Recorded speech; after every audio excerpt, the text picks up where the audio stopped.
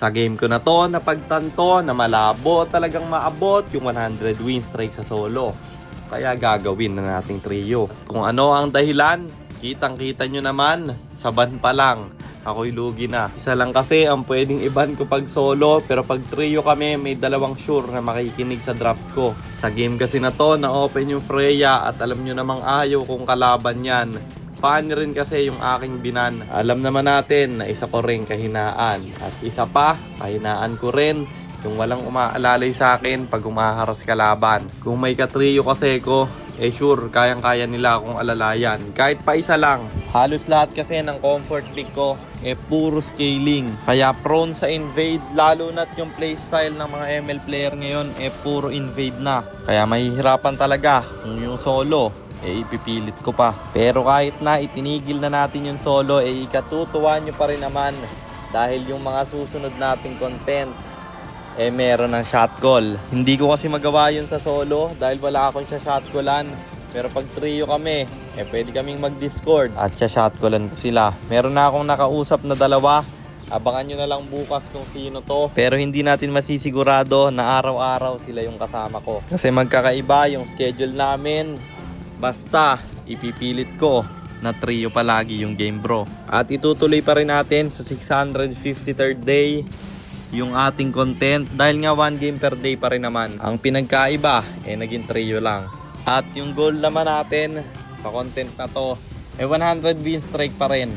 Pero kung sumobra man ng 100, itutuloy ko lang kung hanggang saan abutin at maputol yan. At baka malay mo, pag naabot ko na yung 100 win streak sa trio, isunod ko naman yung duo at solo. Sa mga hindi pala nakakaalam kung ba't ganito yung nagiging content ko, dahil nagawa ko na po yung 100 win streak sa 5 man.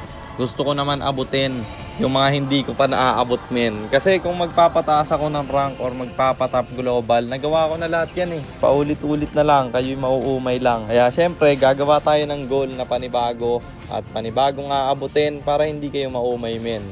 At yung solo, ihuhuli natin yan kung sakaling may ML pa sa panahon na yon. Masyado nang humahaba, naipaliwanag ko naman na siguro lahat. Balik na muna tayo dito sa game. Dito hindi na ako masyadong nakapokus dahil yung isip ko nandun na sa pagbabago ng content ko.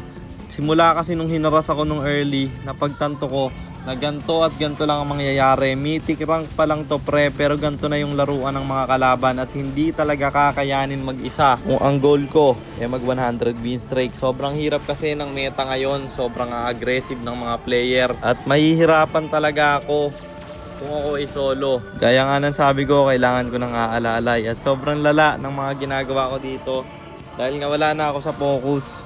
Pero tinatry ko pa rin ilaban kahit na kami hirap na. Sinusubukan rin namang ipanalo ng kampi ko to. Ang problema ako yung wala na sa laro. Pero dito yung Sun mabibigyan dahil siya masyadong napalalim at yung Freya naman ang aming isusunod men. Masyadong madaya yung Freya ngayon pero kung may pang-hold naman sobrang dali lang niyang bigyan. Bagsak yung 4 na kalaban at mawa-wipe out pa. At dahil dun yung Lord, libre naming nakuha. Ang problema dahil sa kawalan ko ng focus, ako pa yung nagpatalo sa game na to. Sinubukan kong bigyan yung Freya nila pero masyado ako nag-overstay, ang kunat niya pala at namatay ako doon. Pero nakuha rin naman siya ng kampe. Kaso lang pre, buhay pa yung 4 na kalaban. At sa solo RG, dapat hindi ka mamatay. Kasi gaya ng palagi kong sinasabi sa inyo, pag ikay nakasolo at namatay ka sa late G, sure na ang talo. Isa-isang bumagsak yung kampe ko.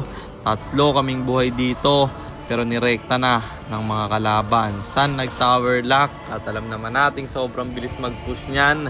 Kaya natapos ang laban at talo ulit tayo and ang standing na natin ay 545, 107, 545 wins and 107 losses. At yun lang, sana meron kayo natutunan sa content natin na to. Kung meron man, pakishare lang.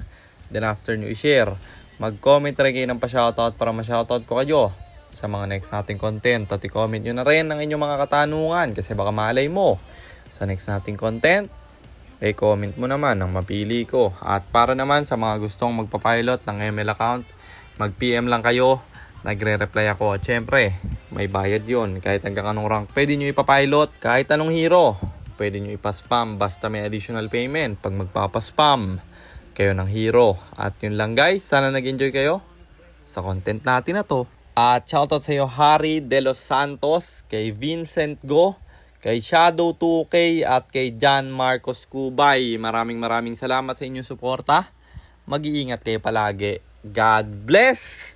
Paalam!